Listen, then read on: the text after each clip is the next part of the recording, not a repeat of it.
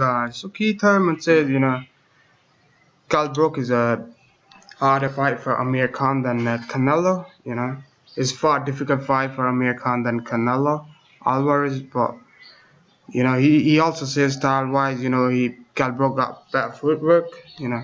Good jab and a good right hand. So that's what he said. Not me. That he said on in some interview, I guess. Yeah.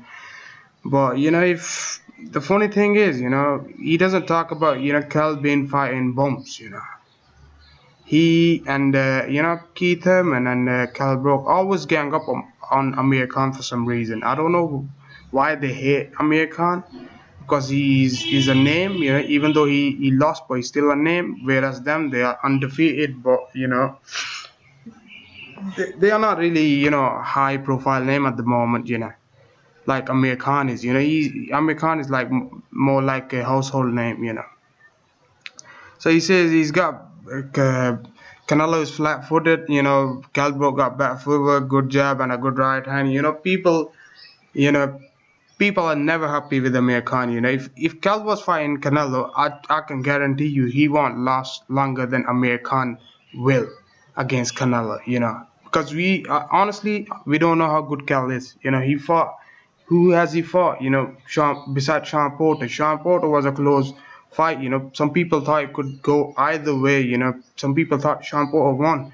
But I've seen the fight. I think Kell Brook, he won the fight. But it was a very close fight. I'm not gonna say it was a good fight. It was a close fight. Kell Brook won. And I'll give him that. But other than that, Kell Brook hasn't fought nobody. We don't know how good his chin is. So we'll have to wait until he fights somebody, somebody good. People always forget, Sanchenko rocked him, you know. Ever since then, who else he fought?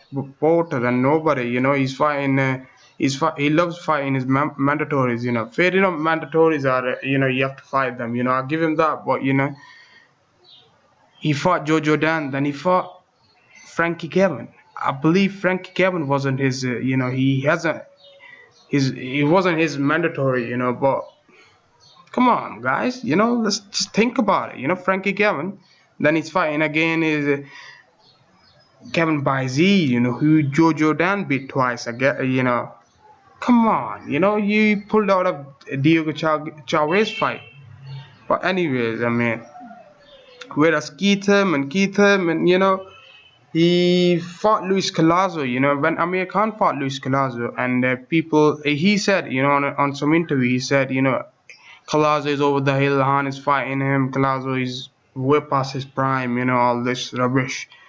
But, Amir Khan beat his ass, Collazo's ass for the 12th round, but, back then Collazo had a great win over Victor Ortiz, he knocked out Victor Ortiz, then but anyways, Collazo. Then when Keith Thurman fought Collazo, nobody even said anything about Keith Thurman against Collazo. I mean, people were like, there was not enough complaining about that fight. But when Amir Khan fight him, Collazo, there was a lot of complaints. He's fighting nobody, da da da da, blah blah blah blah.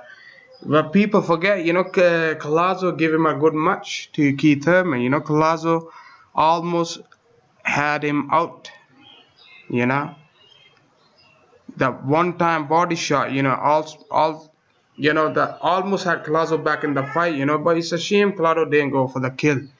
He had the time, but he stopped. I don't know what kept him, But anyways, good thing about Keith Thurman is he's got a good resume, than Kell Brook. He's fought some good names in the likes of Robert Guerrero. He's fighting Sean Porter now. So let's see how this one goes, But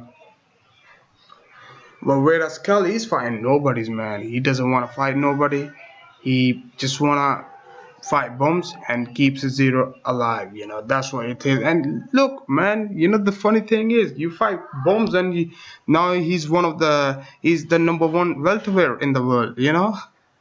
That's the easiest way going to the top. Ask Kell Brook, ask Deontay Wilder. The bomb squad, the bomb squad. They both are bomb fighters.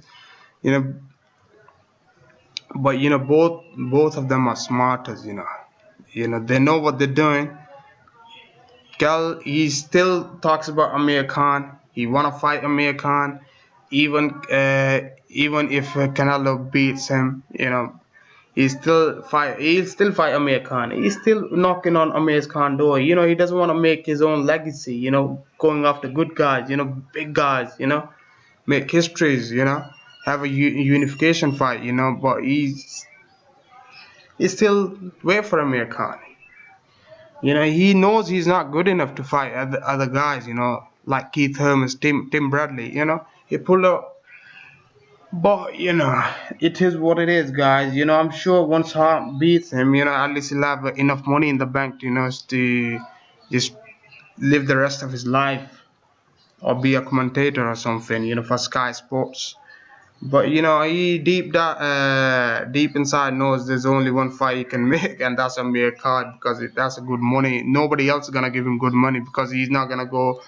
He's not gonna leave his Sheffield. He just wanna stay in the UK.